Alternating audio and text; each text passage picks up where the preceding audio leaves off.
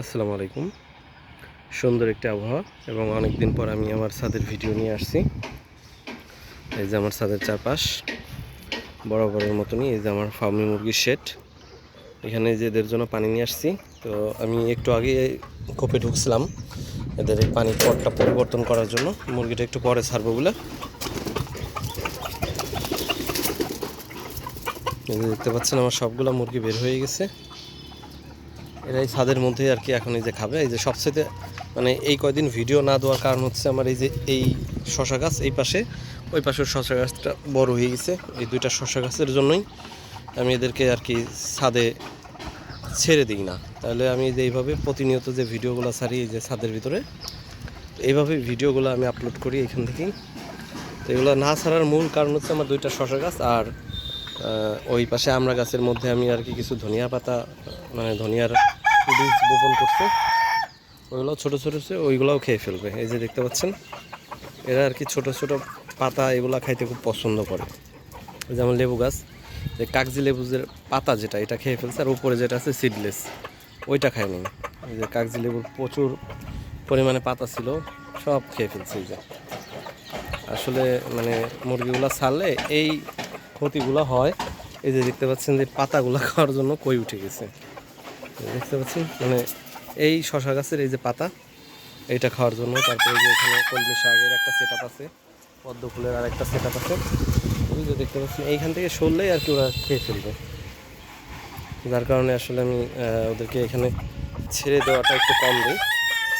এই যে দেখতে পাচ্ছেন এই যে চোখের সামনে যদি এগুলা খায় তখন আর এদেরকে ছাড়ার ইচ্ছা করে না। ওই পাশে যাবে, ওই পাশে গেলে আরেকটা ক্ষতি করবে। এই যে পাতাগুলা এইগুলো নষ্ট করে ফেলে। ওই যে ছোটো ছোটো ওই যে দেখছেন লেবুর যে ফুলগুলা, এই যে লেবুর যে ছোটো ছোটো এগুলো ওই যে ফেলে দিচ্ছে। এই যে ছোটো ছোটো এইগুলো সমস্যা।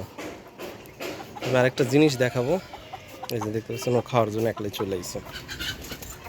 এই যে একটা সেট আপ, এই যে আমার এই সেট আপে যে তিনটা বাচ্চাগুলোর থেকে আমি যে এই আর কি ব্ল্যাক গাপ্পি আর হচ্ছে এই মলি, এই দুইটাকে আলাদা করব।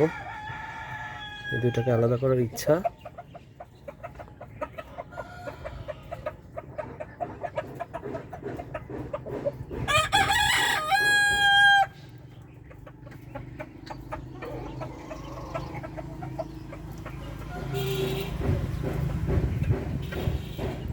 দুইটাকে এক জায়গায় করছি, মানে এইটা তো নেব না, নিতে যাচ্ছি কালোটা, চলে আসছে সাদাটা।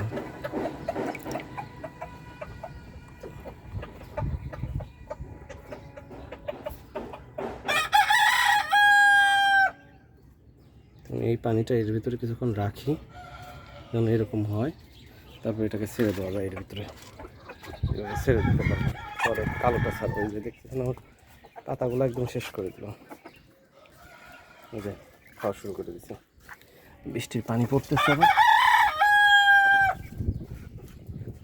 এগুলো আসলে এই গাছগুলো আরও বড় হইতো, কয়েকবার আর কি আগা খেয়ে ফেলছে, মাথা খেয়ে ফেলছে। এই যে তবে সবচেয়ে দুঃখের বিষয় হচ্ছে আমার ডিমের পরিমাণটা হ্রাস পেয়ে আসছে। আজকে যে কটা ডিম আমি কালেক্ট করে রাখছি সেটা দেখাচ্ছি।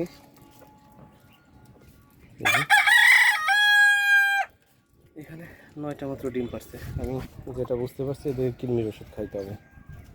আমি আসলে 2 মাস পর পর বা 2-3 মাস পর পর এটা করা উচিত ছিল। কিছুটা আর কি মানে হ্রাস হয়ে গেলে তখন আসলে বুঝতে পারি যে আসলে সমস্যাটা কি। কিছুদিন পরে 10-12 দিন ধরে এই সমস্যাটা হয়েছে। আমি আসলে পরবর্তীতে বুঝতে পারি এদেরকে কৃমি ওষুধটা খাইতে হবে। যার কারণে আসলে আমার একটু ভুল হয়েছে। এইটা আমি করব।